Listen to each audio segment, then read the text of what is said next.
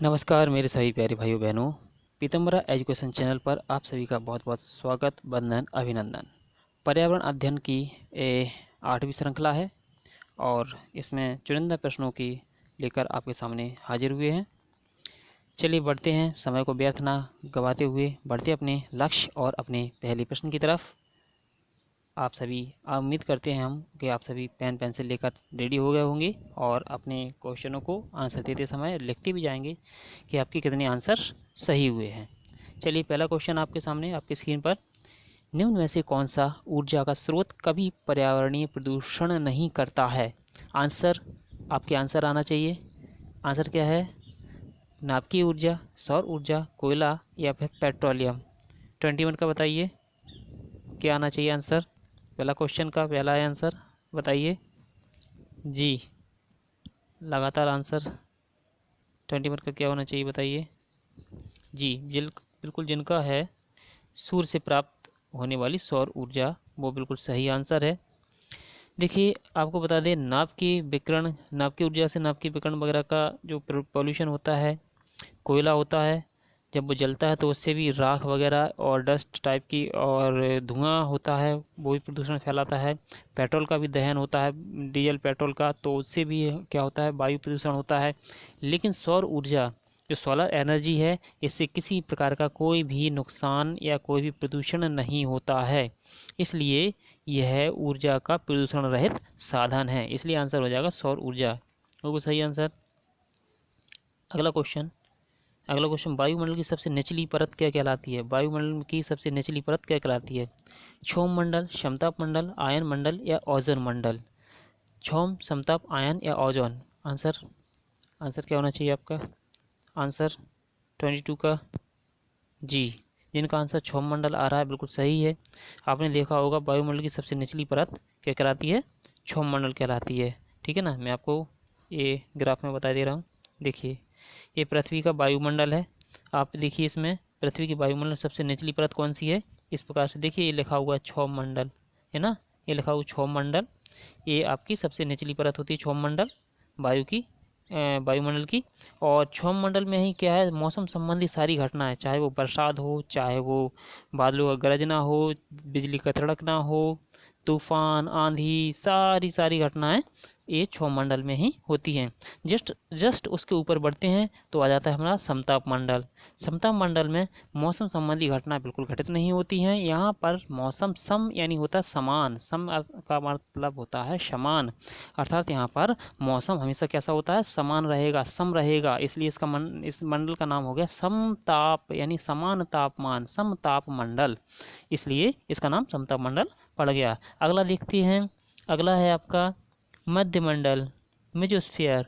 यहाँ पर ओजोन मंडल भी इसे को कहते हैं, ठीक है ना, यहाँ पर ओजोन परत भी पाई जाती है।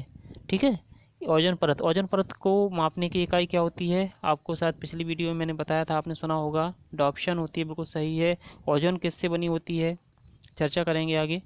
और O3 होता है, O3 ओजोन, O3 ऑक्सीजन का ही रूप होता है।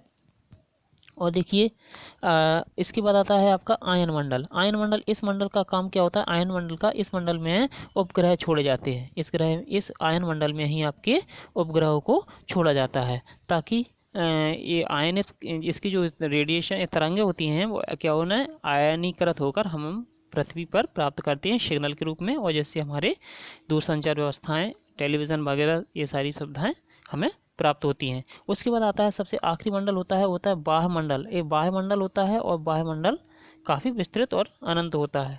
ठीक है ना, आशा उम्मीद करते हैं आपको ये बात समझ में आई होगी। अगला क्वेश्चन है, अम्लीय वर्षा निम्न में से किसकी सांद्रता में वृद्धि होती है या फिर करती है या फिर है? बताइए, अम्लीय वर्षा का कारण निम्न में से किसकी सांद्रता में वृद्धि है? आंसर होना चाहिए आपका, बताइए क्या होना चाहिए? SO2, NO2 या फिर CO, या फिर CO2, CO और N2, या धूल और O3 सॉरी। बताइए आंसर 23 का आंसर। लगातार आंसर आना चाहिए, बिल्कुल प्रयास आपका चल रहा होगा, उम्मीद और ऐसी आशा उम्मीद करते हैं कि आप भी अच्छे से पढ़ रहे होंगे, तैयारी आपकी आपके सामने नज़र आ रही होगी। यदि आपको आंसर आ रहे होंगे तो बिल्कुल आपकी तैयारी बिल्कुल सही दिशा में जा रही है। बिल्कुल इसका आंसर ए बिल्कुल सही है। अम्लीय वर्षा कई कारणों से होती है, मैं आपको बता दूं, परंतु क्या होता है कि मुख्य रूप से वातावरण में उपस्थित SO2 है ना, यानी सल्फर ऑक्साइड है ना, और NO2, इनके द्वारा क्या होता है, वर्षा जल में जो होते हैं ना, ये क्रिया करने पर क्या बनता है, H2SO4 बन जाता है। क्या, H2SO4, ठीक है। तथा उसके बाद देखिए मैं और बताना चाहता हूँ NO3, इसका क्या होता है, इससे क्या का निर्माण होता है, और वर्षा के जल के साथ घुलकर ये क्या होते हैं, अम्ल पृथ्वी पर आ जाते हैं। जब ये पृथ्वी पर आ जाते हैं तो क्या होता है, इससे जीव जंतु, मृदा, जीवाणु समुदाय, ये इससे इन सबको ये हानि पहुंचाने लगते हैं, ठीक है ना, अम्लीय वर्षा। आपने देखा होगा बहुत सारी जो अपनी बिल्डिंग्स होती हैं, पुरानी बिल्डिंग्स, जैसे मैं आपको बता दूं कि ताजमहल का उदाहरण देख लिए, ताजमहल ये भी अम्लीय वर्षा का शिकार हो रहा है, इसलिए इसकी सुरक्षा की जा रही है कई प्रकार के ट्रीटमेंट के द्वारा, है ना। तो इस प्रकार से बहुत सारी इससे नुकसान होते हैं अम्लीय वर्षा से। अगला क्वेश्चन है, अत्यधिक चारण का परिणाम है। अत्यधिक चारण, चारण नहीं तो चरना, पशु जो चरते हैं ना, उसकी बात हो रही है यहाँ पे। अत्यधिक चारण का परिणाम है क्या, मृदा प्रदूषण, मृदा अपरदन, ताप प्रदूषण, या जलवायु परिवर्तन। आंसर, बिल्कुल आंसर दीजिए 25 का आंसर जी, बी नंबर बिल्कुल सही है। इससे अत्यधिक चारण का परिणाम क्या है, मृदा अपरदन हो जाती है। देखिए, मृदा प्रदूषण नहीं होगा, ताप प्रदूषण भी नहीं होगा, जलवायु प्रदूषण भी नहीं होगा। जब पशु हमारे जो होते हैं, जब चरने के लिए जाते हैं घास फूस को, तो क्या करते हैं, उनके जो खुर होते हैं, उनके पैरों के नीचे जो तले होते हैं, खुर होते हैं, वो इस प्रकार से होते हैं कि वो बार बार जहाँ चरते हैं ना, एक्चुअल में क्या होता है, चरने पर जो घास फूस उगी होती है पहले तो वो हट जाती है। दूसरी चीज़ ये है कि जब वो यहाँ वहाँ चलते हैं तो उन्हें खुरों से जो मिट्टी होती है वो क्या होती है कि इसका क्षरण होने लगता है, और मिट्टी क्षरित होकर ये क्या होता है, जब पानी बरसता है तो जब मिट्टी का क्षरण हो चुका है, अर्थात वो ढीली पड़ गई है उसकी पकड़, क्योंकि पहले से ही घास फूस कम हो गया उस पर से, जो इसकी जड़ें जो पकड़े हुई थी मिट्टी को, वो कम हो गई। अब क्या हुआ कि मिट्टी ढीली पड़ गई, है ना, उसके पैरों से वो क्या हो गई, आप अपनी भाषा में बोल सकते हैं, वो खुद जाती है मिट्टी। अब मिट्टी निकल गई उसके पैरों से, किसके पैरों से निकल रही है, पशुओं के पैरों से। जल वर्षा बरसेगा तो इस मिट्टी को ये बहाकर ले जाएगा, इससे क्या होगा, उपजाऊ परत क्या हो जाएगी, हट जाएगी, है ना। तो इससे क्या हो जाएगा, मृदा का अपरदन होने लगा, अर्थात उपजाऊ मिट्टी बह जाएगी। इसलिए इसका आंसर बी बिल्कुल सही होगा। अगला क्वेश्चन है 26 का, जब ध्रुव से भूमध्य रेखा की ओर बढ़ते हैं तब जैव विविधता क्या होती है, बढ़ती है, घटती है, स्थिर रहती है, या उपरोक्त में से कोई नहीं। 26 का जवाब देने की आप कोशिश करेंगे, बिल्कुल आना चाहिए आंसर, सभी के आंसर आना चाहिए जी। प्रयास करने से सफलता मिलती है, सही बात है। 26 का ये नंबर बिल्कुल सही है। इससे क्या होता है, जैव विविधता बढ़ती है। देखिए मैं आपको बता दूं, ध्रुवों के चारों ओर बहुत बड़ा भाग क्या होता है, ध्रुव। देखिए क्या ध्रुव क्या होता है, मैं पहले बता दूं, पहले ये मान लीजिए ये पृथ्वी है, ठीक है ना, इसके दो ध्रुव होते हैं। ध्रुव एक तो ये हो गया उत्तरी ध्रुव, और ये हो गया दक्षिणी ध्रुव, ठीक है ना। इस पृथ्वी के दो ध्रुव होगा, ये उत्तरी ध्रुव और ये दक्षिण ध्रुव। अब क्या होता है, ध्रुवों पर क्या होता है, यहाँ पर हमेशा बर्फ जमी रहती है ना, यहाँ पर हमेशा क्या होता है, बर्फ जमी रहती है। और ऐसे क्षेत्रों में जीव जंतुओं का रहना और वनस्पतियों का उगना लगभग मुमकिन या संभव नहीं होता। अगर होती भी है तो बहुत अल्प मात्रा में, बहुत कम मात्रा में होती है, ठीक है, वैसे तो होती नहीं है, ठीक है ना। अब क्या होगा, अब जहाँ पर वनस्पति नहीं है, जीव जंतु नहीं है, तो वहाँ पर क्या जैव विविधता होगी, नहीं होगी ना, जैव विविधता नहीं होगी। इसलिए ध्रुवों पर जैव विविधता बहुत न्यूनतम मात्रा में, अगर होती भी है तो बहुत न्यूनतम मात्रा में होती है।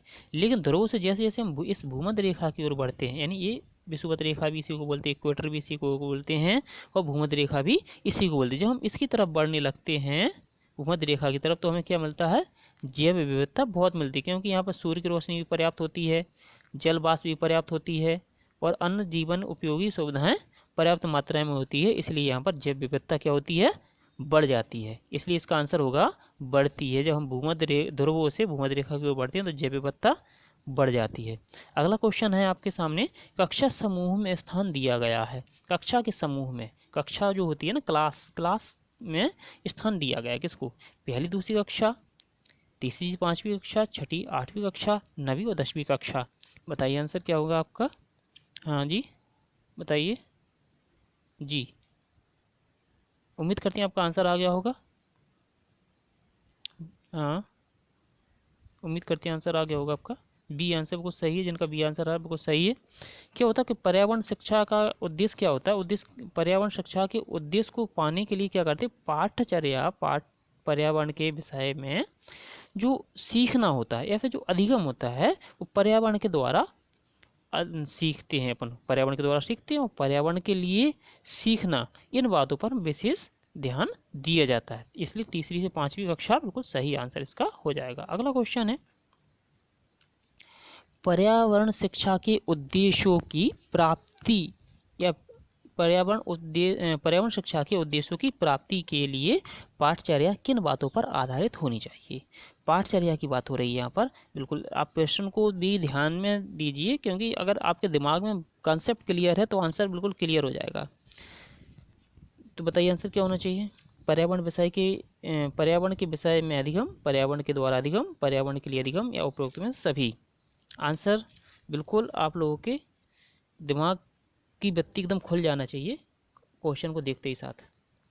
आंसर क्या आना है इसका बताइए जी। बिल्कुल बी नंबर बिल्कुल सही है, पर्यावरण के द्वारा अधिगम। पर्यावरणीय शिक्षा का उद्देश्य क्या होता है, पर्यावरण के द्वारा अधिगम, अर्थात पर्यावरणीय शिक्षा को हम पर्यावरण की चीज़ों के द्वारा, पर्यावरण के भ्रमण विधि द्वारा, अर्थात अन्य सभी जो भी पर्यावरण के लिए ज़्यादा उपयोगी जो विधि होंगी उनके द्वारा हम बच्चों को सिखाएंगे। इसलिए पर्यावरण के द्वारा अधिगम वो सही है आंसर। अगला क्वेश्चन है, निम्न में से कौन सा युग्म सुमेलित नहीं है। कौन सा युग्म सुमेलित नहीं है, यानी सही जोड़ी में नहीं है, सही क्रम में नहीं है, आपको इतना बताना है। 29 का देखिए, हल्दी पाउडर या इसको मेटेलिक येलो कहते हैं क्या, फ्लोएन, फ्लोएन को फ्रीऑन, फ्रीऑन को क्या क्लोरोफ्लोरोकार्बन कहते हैं क्या, green house gas carbon dioxide है क्या, या कंटूर कृषि यानी भूमि अपर्दन है क्या। आप आंसर बताइए, आंसर क्या होना चाहिए। तसल्ली से आप अपने घर पर बैठकर तसल्ली से आंसर दीजिए, लेकिन अपने आप को ऐसा महसूस कीजिए कि मैं परीक्षा हॉल में हूँ और मेरे से एक भी क्वेश्चन मैं आज छोड़कर नहीं जाऊँगा। इस प्रकार से आप प्रण कर लीजिए, इस प्रकार से ठान लीजिए, निश्चित आपको सफलता मिलकर ही रहेगी, ये मेरा वादा है आपसे। यदि आप पूरी तन्मयता से होकर यदि प्रश्नों का आंसर देने की कोशिश करेंगे तो फिर आप अपने आप में आपको लगेगा हाँ मैंने आज भी कुछ अचीव किया है। आपको बहुत प्रसन्नता होगी जब आप आंसर देखेंगे कि आपका आंसर सही आने स्टार्ट हो गए हैं। जी आंसर क्या होना चाहिए 29 का बताइए आप। 29 का आंसर जी बिल्कुल सही है, ये कंटूर कृषि बिल्कुल सही है। कंटूर कृषि इसका आंसर, जिनका भी आंसर है क्या होता है कंटूर कृषि में आपको बता दूं, ये समोच्च रेखी खेती होती है, समोच्च खेती होती है, कंटूर कृषि होती है समोच्च खेती।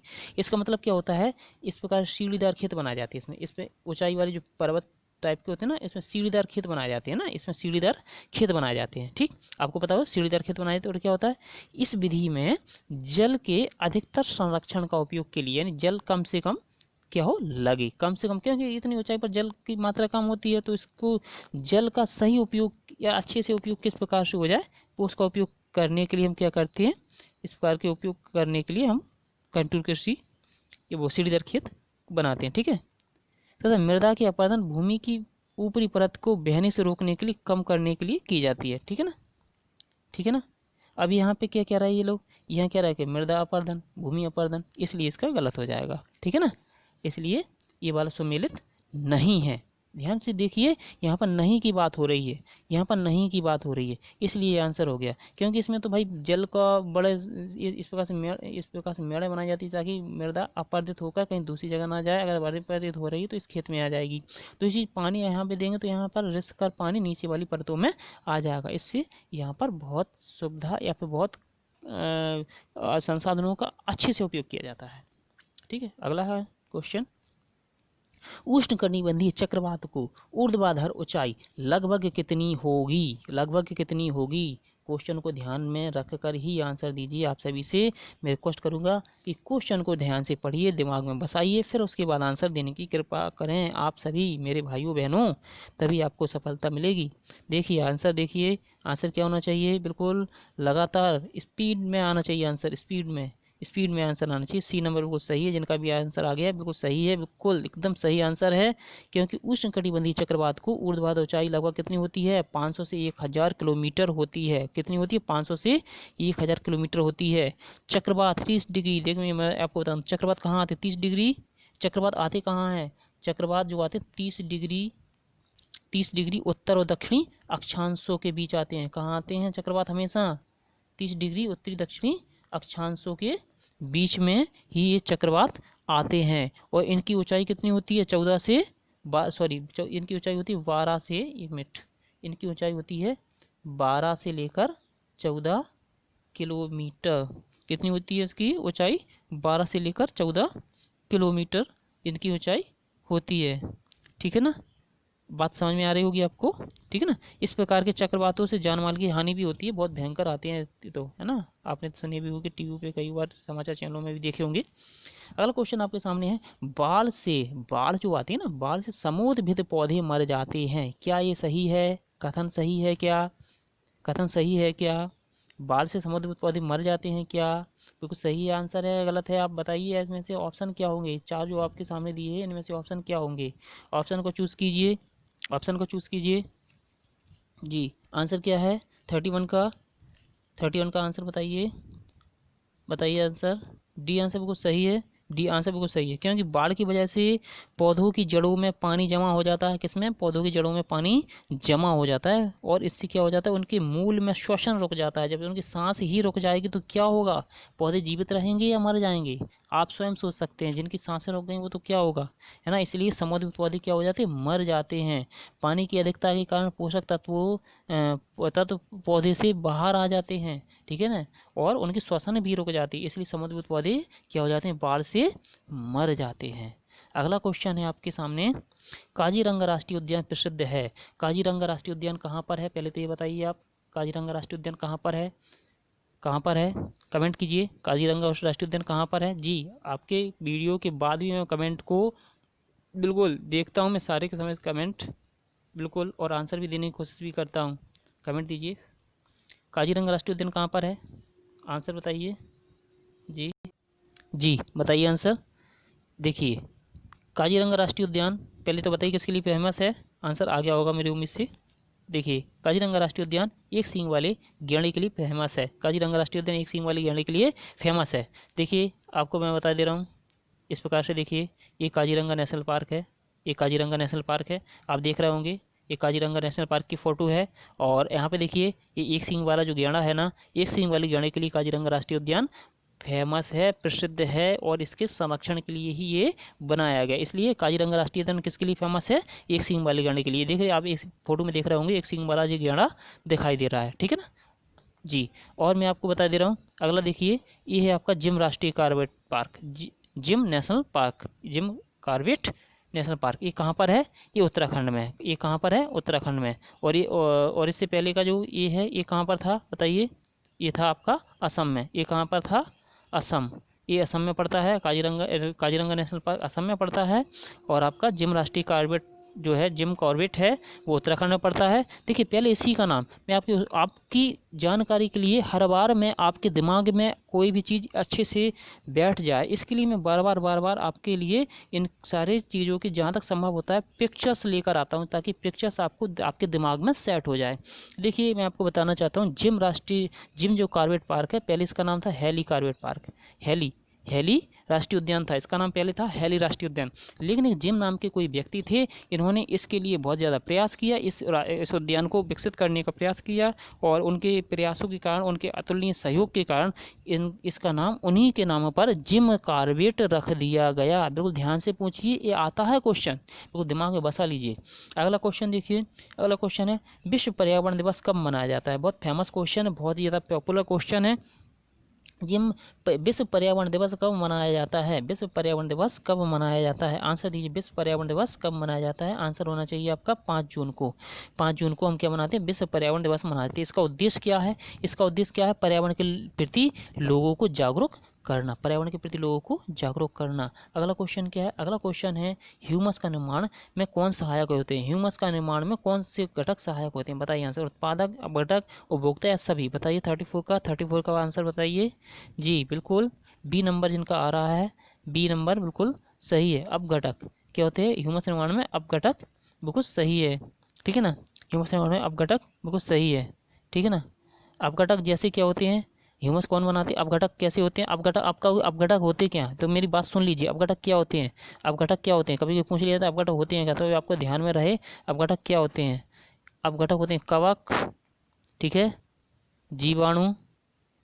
अपघटक कौन क्या होते हैं? कवक होते हैं, जीवाणु होते हैं, जो कि क्या करते हैं? ह्यूमस का निर्माण करते हैं। किसी भी चीज़ को सड़ाने गलाने का काम कौन करता है? कवक और जीवाणु ही तो करते हैं। कोई यदि कोई जीव जंतु मर जाता है, कोई पौधे सड़ जाते हैं, कि कोई भी चीज़ गल जाती है, सड़ जाती है, तो उसको सड़ाने गलाने और डिकम्पोज करने का कार्य कौन करता है? ये करते हैं कवक और जीवाणु। तो ध्यान से रखिए, सुनिए, अपने दिमाग में बसा लीजिए इन चीज़ों को, क्योंकि बार बार क्वेश्चन पूछे जाने वाले क्वेश्चन है। अगला क्वेश्चन है, ओजोन परत की मोटाई नापने की इकाई क्या है? ओजोन परत की मोटाई किससे नापते हैं? डेसिबल में, पास्कल में, डाप्सन इकाई में, वेबर में? आंसर बताइए, आंसर बताइए, आंसर क्या होना चाहिए जी? डाप्सन इकाई बिल्कुल सही है। ओजोन परत क्या होता है? O3 होता है, अर्थात ये ऑक्सीजन का ही रूप है, ऑक्सीजन का ही रूप है। ये अपने क्या क्या काम करती है? अपनी सूर्य से आने वाली अल्ट्रावायलेट रेजिस को ये यहीं पर रोक लेती है और ये पृथ्वी पर आने नहीं देती है। यदि ये अल्ट्रावायलेट रेज पृथ्वी पर आ जाए तो व्यक्ति को स्किन कैंसर और स्किन के अनेक प्रकार की डिसीज हो जाएंगी। इसलिए डॉप्सन इसकी मापने की इकाई क्या है? ओजोन परत की डॉप्सन है मापन इकाई। ऑक्सीजन का ही ये रूप है, ऑक्सीजन का ही ये रूप है, O3 है, और ये ओजोन परत है जो क्या रोकती है? अल्ट्रावायलेट यूवी रेजेस, अल्ट्रावायलेट किरणों को ये पृथ्वी पर आने से रोकती है। अगला क्वेश्चन है, सामाजिक वानिकी का उद्देश्य बताइए। सामाजिक वानिकी, सामाजिक वानिकी का उद्देश्य बताइए क्या होना चाहिए? सामाजिक वानिकी का उद्देश्य, सामाजिक वानिकी का उद्देश्य बताइए, आंसर क्या होना चाहिए? ये नंबर बिल्कुल सही है, जिनका ये नंबर आ रहा है बिल्कुल सही है।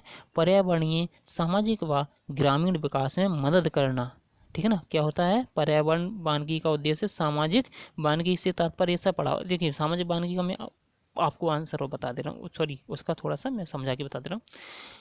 सामाजिक वानिकी जैसे कि इसके नाम से स्पष्ट है, सामाजिक मतलब कौन? समाज के लोग, आप, हम सभी, ठीक है ना। सामाजिक वानिकी से तात्पर्य ऐसा होता है जहाँ खाली पड़े मैदान हैं, खाली पड़े स्थान हैं, जो कि बिल्कुल इनका कोई उपयोग नहीं हो रहा है, तो वहाँ पर हम क्या करेंगे? फलदार वृक्ष लगा देंगे। फलदार वृक्ष लगा देंगे, साथ में ही क्या करेंगे? उसकी सुरक्षा भी करने की जिम्मेदारी हम लोगों को ही होगी, ठीक है ना। इससे क्या होगा? पर्यावरण की सुरक्षा के साथ में ग्रामीण लोगों को क्या है? रोजगार में भी वृद्धि हो जाएगी। क्या होगा? रोजगार में वृद्धि किस प्रकार से होगी? फलदार पेड़ पौधे लगाएंगे, उससे फल फ्रूट जो प्राप्त होंगे वो आपके खाने के लिए और आपके रोजगार ये बेचने के लिए भी आपको लाभ मिलेगा इनसे। और इसका उद्देश्य होता क्या है? ये उद्देश्य और बता रहा हूँ मैं, पर्यावरणीय, सामाजिक या ग्रामीण विकास में मदद करना, वन प्रबंधन करना, इस सामाजिक वानिकी का उद्देश्य होता है। मैं तो चाहता हूँ हर एक व्यक्ति को अपने जीवन में एक पौधा जरूर लगाना चाहिए। एक पौधा, बहुत कम कह रहा हूँ वैसे तो, 4-4 पौधे लगाना चाहिए, एक पौधा जरूर लगाना चाहिए कम से कम। अगला क्वेश्चन है, भारतीय अंतरिक्ष एजेंसी का मुख्यालय कहाँ पर स्थित है? भारतीय अंतरिक्ष एजेंसी, इसका मुख्यालय कहाँ पर स्थित है? अच्छा बताइए, भारतीय अंतरिक्ष एजेंसी को इंग्लिश में क्या बोलेंगे अपन? क्या बोलेंगे? आंसर बताइए, आंसर बताइए जी। ISRO, ISRO, Indian space research organisation, इसका पूरा नाम होता है। अगला आंसर, इसी का आंसर बताइए पहले, आंसर जी, जिनका आ रहा है बेंगलुरु, आंसर बिल्कुल सही है। भारतीय अंतरिक्ष एजेंसी का मुख्यालय कहाँ पर है? कहाँ पर है भाई? बेंगलुरु में। कहाँ पर है? बेंगलुरु। बेंगलुरु कहाँ पड़ता है? किस राज्य में? कर्नाटक में। कहाँ पर? कर्नाटक। बेंगलुरु, कर्नाटक, ठीक है, बेंगलुरु, कर्नाटक, ठीक है ना। इसका पूरा नाम मैंने बता दिया, ISRO, Indian space research organisation, ठीक है। इसकी स्थापना कब हुई थी? देखिए भाई, पूछ लिए जाते हैं, इसलिए मैं आपको पूरी डिटेल देने की कोशिश करता हूँ। इसकी स्थापना कब हुई थी? इसरो की स्थापना कब हुई थी? बताइए। 1969। इसकी स्थापना कब हुई थी? 1969 को की गई थी। इसकी स्थापना 1969 को की गई थी, है ना। इसके पहले अध्यक्ष कौन थे? इसके पहले अध्यक्ष कौन थे भाई? बताइए। पहले अध्यक्ष कौन थे? विक्रम साराभाई। कौन थे इसके पहले अध्यक्ष? विक्रम साराभाई। कौन थे? विक्रम साराभाई। बिल्कुल सही आंसर है आपके, बिल्कुल सही आंसर है। उम्मीद करते हैं आपके आंसर आ रहे हों। देखिए इस प्रकार से इसरो, ये हमारी इंडियन स्पेस रिसर्च सेंटर, यानी इसरो का ये सिंबल साइन है, ये इसरो का प्रतीक चिन्ह है, ठीक है, इसरो, ठीक है। अगला क्वेश्चन है, अगला क्वेश्चन, भूकंप की तरंगों को निरूपित किया जाता है। बताइए आंसर। भूकंप की तरंगों को निरूपित किया जाता है किससे? Seismograph, electrocardiograph, tomograph, polygraph. 41 का आंसर, 41 का आंसर बिल्कुल आंसर आंसर इनका सीस्मोग्राफ आ रहा है, बिल्कुल सही है। सीस्मोग्राफ के द्वारा ही मापा जाता है भूकंप को। सीस्मोग्राफ देखिए इस प्रकार से एक मशीन होती है, युक्ति होती है सीस्मोग्राफ, इसके द्वारा ही मापा जाता है। इस प्रकार से देखिए ये पेज लगा हुआ है, इस पर इस प्रकार से इस प्रकार से इस प्रकार से वो मापता हुआ, ये आगे पेज बढ़ता जाता है और मापता हुआ चला जाता है। जहाँ पर तरंगें ज़्यादा होती हैं वहाँ लंबी लाइनें ज़्यादा बड़ी हो जाती हैं, यहाँ पर तरंगें या भूकंप की तीव्रता कम होती है वहाँ कम हो जाती है, ठीक है ना। इस प्रकार से सीस्मोग्राफ से ये चीज़ें मापी जाती हैं, ठीक है। ये सीस्मोग्राफ था आपका। अब है मानव पर्यावरण संबंध एक डैश संकल्पना है। क्या है संकल्पना बताइए। ऋणात्मक, धनात्मक, संज्ञानात्मक या सभी। मानव पर्यावरण संबंध, मानव और पर्यावरण का संबंध कैसा है, ऋणात्मक या धनात्मक, बताइए आंसर। बिल्कुल धनात्मक जिनका आंसर आ रहा है बिल्कुल सही है, क्योंकि मानव पर्यावरण के बिना जीवित नहीं रह सकता और पर्यावरण की सुरक्षा में ही मानव की अपनी सुरक्षा है, ठीक है ना। आंसर बी बिल्कुल सही हो जाएगा, धनात्मक। अगला क्वेश्चन है, किसी खाद्य श्रृंखला की पहली कड़ी हमेशा हरे पौधे ही या पादप क्यों होते हैं, बताइए आंसर। क्योंकि ये विस्तृत रूप से फैले होते हैं। दूसरा, वे मृदा से जुड़े रहते हैं। तीसरा, वे सूर्य के प्रकाश में वायुमंडलीय यानी CO2 को स्थिरीकृत करते हैं। या चौथा, इनमें जड़ें होती हैं। बताइए क्या होना चाहिए 43 का आंसर। जी बिल्कुल सी आंसर बिल्कुल सही होना चाहिए। क्यों, क्योंकि वे सूर्य के प्रकाश में वायुमंडल से CO2 यानी कार्बन डाइऑक्साइड को स्थिरीकृत करते हैं। क्या करते हैं, स्थिरीकृत करते हैं। मैं आपको बता रहा हूँ, ये अपने जो पौधे होते हैं अपने हरे रंग वाले अंग जैसे कि पत्तियों के द्वारा क्या करते हैं, सूर्य से आने वाली क्या करते हैं, एक मिनट, एक कोई बात नहीं, देखिए सूर्य से आने वाली क्या करते हैं, ये जो पौधे होते हैं ना, पौधे सूर्य से आने वाली जो किरणें होती हैं ना, सूर्य से आने वाली जो किरणें होती हैं उसे क्या कर लेते हैं, एक उनसे अपने आप अंदर ऑब्जर्व कर लेते हैं, और जो आप कार्बन डाइऑक्साइड जो वायुमंडल में फैली होती है उसे ये लोग क्या ले लेते हैं, ठीक है ना, ले लेते हैं और कार्बन डाइऑक्साइड का स्थिरीकृत करते हैं। और भूमि में, ये भूमि से क्या होता है, जल, ये भूमि से जल ले लेते हैं, ग्रहण कर लेते हैं और कार्बनिक खाद्य पदार्थ जैसे कार्बोहाइड्रेट बनाते हैं, ठीक है। और क्या देते हैं, हमें ऑक्सीजन देते हैं, जिससे हमारा जीवन, प्राणदायी वायु हमें मिल सके और हमारा जीवन चल सके। तो ये फूड चेन होती है। सबसे पहले फूड चेन होती है, ये फूड चेन में सबसे पहले कौन आते हैं, प्लांट्स आते हैं। प्लांट्स के बाद इंसेक्ट्स, प्लांट्स के ऊपर कौन डिपेंड होंगे, इंसेक्ट्स पर कौन डिपेंड होंगे, माइस वगैरह इस प्रकार के जीव जंतु। उसके बाद इसको, ये आपको पता होना चाहिए, हर एक पोषण स्तर में केवल 10% ऊर्जा का ही ट्रांसफ़र होता है, 10% ऊर्जा का ही ट्रांसफ़र होता है। जैसे मान लीजिए इसके पास 100% ऊर्जा थी, यहाँ पर गई तो 90% ऊर्जा का लॉस हो गया, और कितनी पहुँची इसके बाद 10%, 10%। अब 10% के बाद फिर यह इसकी ऊर्जा 10%, अगर इस चूहे ने इसको खा लिया इंसेक्ट को, तो क्या हो जाएगी, इसके पास कितनी जाएगी, 10% की भी 10%। फिर इसके बाद इसको आउल ने खाया तो इसकी ऊर्जा जो 10% से 10% भाग, तो उसका भी 10% का भी 10% इसके पास पहुँचेगा। इस प्रकार से ऊर्जा का स्तर कम होता चला जाता है, ठीक है, बात समझ में आई होगी। अगला क्वेश्चन देखिए। अगला क्वेश्चन है, कक्षा 5 के विद्यार्थियों में जिज्ञासा जगाने के लिए सबसे प्रभावी या सबसे अच्छा तरीका बताइए आप। उनके जिज्ञासा यानी जागृत करना है उन्हें, बताइए आंसर क्या होना चाहिए इसका आंसर, बताइए आंसर। अधिक से अधिक हस्तपरक अनुभव प्रदान करेंगे, या फिर लिखित कार्य उन्हें अधिक अभ्यास देंगे, या फिर अक्षर इकाई परीक्षण आयोजन करवाएंगे, या फिर गहन जांच परक और कल्पनात्मक प्रश्न पूछना। आंसर क्या होना चाहिए मेरे प्यारे भाइयों बहनों, आंसर होना क्या चाहिए, आपके आंसर फटाफट आना चाहिए। आंसर क्या होना चाहिए, जी बिल्कुल इसका आंसर डी आना चाहिए। गहन जांच परक और कल्पनात्मक प्रश्न पूछना चाहिए, जिससे उनकी इमेजिनरी डेवलपमेंट हो सके, उनके दिमाग में नई सोचें विकसित हो सकें, वो अपने दिमाग का क्या कर सकें, चहुओर सोच कर फिर अपने अपने आंसर देने की कोशिश करें। इसलिए जिज्ञासा जगाने के लिए हमें बच्चों से जांच परख और कल्पना से भरे हुए प्रश्नों को पूछना चाहिए, जिससे वो अपने दिमाग का सही से उपयोग कर सकें। अगला क्वेश्चन है, प्राथमिक स्तर पर आकलन में शामिल होना चाहिए। प्राथमिक स्तर की बात हो रही है, क्या आकलन में क्या शामिल होना चाहिए प्राथमिक स्तर पर, बताइए। अर्धवार्षिक और वर्ष के अंत में वार्षिक परीक्षाएं, छोटे बच्चों को उत्तीर्ण या अनुत्तीर्ण की श्रेणी के अंतर्गत आंकने के लिए प्रत्येक सप्ताह गृह कार्य और कक्षा कार्य, शिक्षक के द्वारा सतत और असंरचनात्मक तरीके से दिए गए अवलोकन को बच्चे और अभिभावक को साथ में डांटना, या फिर प्रत्येक सप्ताह और औपचारिक परीक्षाएं और खेल और उन्हें प्रगति पत्र में दर्ज करना। आंसर क्या होगा बताइए जी। जी, इसका आंसर सी नंबर बहुत सही है। शिक्षक के द्वारा सतत और संरचनात्मक तरीके से किए गए अवलोकनों को बच्चों और अभिभावकों के साथ बांटना। बिल्कुल ये सही आंसर, सी आंसर बिल्कुल इसका सही हो जाएगा। अगला क्वेश्चन है, अपने पर्यावरण की स्वच्छता और शुद्धता का मूल्यांकन करना प्रमुख उद्देश्य है संज्ञानात्मक क्षेत्र का, भावनात्मक क्षेत्र का, मनोकार्यात्मक क्षेत्र का, या सभी, या फिर कोई नहीं। बताइए आंसर क्या होना चाहिए। बी, शाबाश, जिनका बी आ रहा है बिल्कुल परफेक्ट आंसर है, भावनात्मक क्षेत्र का। बिल्कुल सही है, भावनात्मक क्षेत्र का। देखिए, अपने पर्यावरण की स्वच्छता और शुद्धता का मूल्यांकन करना क्या है, भावनात्मक क्षेत्र का काम है ये, भावनात्मक क्षेत्र का। ठीक है। अगला क्वेश्चन है, स्मॉग धुंध बनता है, स्मॉग धुंध किससे बनता है, कोहरा और धुआं और कोहरे से, बाष्प और संघनन से, कोहरा और NO2 से, धुआं और CO2 से। आंसर क्या होगा आपका 49 का आंसर होगा ये, धुआं और कोहरा। बिल्कुल सही आंसर है, धुआं और कोहरा बिल्कुल सही आंसर है। और आज का अंतिम क्वेश्चन है, सुमेलित करना है मेरे प्यारे भाइयों बहनों, इसको बड़े ही ध्यान से पढ़िए आप, सुमेलित करना है क्योंकि सुमेलित वाले एक क्वेश्चन से 4 क्वेश्चन आंसर सही होते हैं। बताइए, सुमेलित सूची, जीव और संग्रहण, मछली को, कछुए को, तितली को, शाक को किस में करेंगे संग्रहित, हर्बेरियम, वाइवेरियम, एक्वेरियम या टेरियम। सुमेलित करिए, सुमेलित करिए। और ये आपके कूट हैं, कूट में से आप आंसर दीजिए। बताइए आंसर।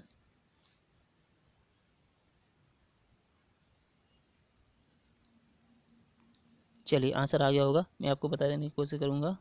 ठीक है। सबसे पहले देखिए, मछली है, मछली को कहाँ रखेंगे भाई, मछली को अपन रखेंगे एक्वेरियम में। ठीक है, मछली एक्वेरियम में हो जाएगी। ठीक। अगला है आपका केंचुआ, केंचुआ टेरेरियम में रखेंगे, केंचुआ किस में रखेंगे, टेरेरियम में, केंचुआ जाएगा टेरेरियम में। ठीक है, टेरेरियम में केंचुआ हो गया। उसके तितली कहाँ में रखेंगे, वाइवेरियम में, तितली कहाँ पर जाएगी, वाइवेरियम में रखेंगे। और शाक कहाँ पर रखेंगे, हर्बेरियम में। इस प्रकार से आंसर आपका हो जाएगा। आशा और उम्मीद करते हैं कि आज के इन प्रश्नों के आंसरों को आपने बड़े ही तन्मयता और लगन के साथ दिया होगा, और निश्चित तौर पे आपके अधिक से अधिक अंक, आपके अधिक से अधिक प्रश्न के आंसर सही हुए होंगे। आशा और उम्मीद बिल्कुल हम ऐसी करते हैं कि आपने बड़े ही अच्छे ढंग से इन प्रश्नों को अटेम्प्ट किया होगा। यदि आज की वीडियो से आपको ज़रा सा भी कुछ अच्छा लगा हो तो प्लीज़ इसे लाइक करें, और यदि आप अपने जैसे और भाइयों बहनों की हेल्प करना चाहते हैं, ज्ञान के दीपक से दीपक जलाना चाहते हैं, तो प्लीज़ और प्लीज़ प्लीज़ प्लीज़ अपने स्वार्थी ना होकर प्लीज़ अन्य लोगों को भी जगाने का काम कीजिए, और इस चैनल को शेयर करिए। और यदि आप इसमें और कोई क्वेश्चन आपके डाउटफुल हैं तो उन्हें आप कमेंट भी कर सकते हैं, हमारी पूरी कोशिश रहेगी आपके आंसरों को देने के लिए। धन्यवाद, तब तक के लिए खुश रहिए, मस्त रहिए और अपनी पढ़ाई को निरंतर जारी रखिए। धन्यवाद। Thank you watching for this video. Thank you.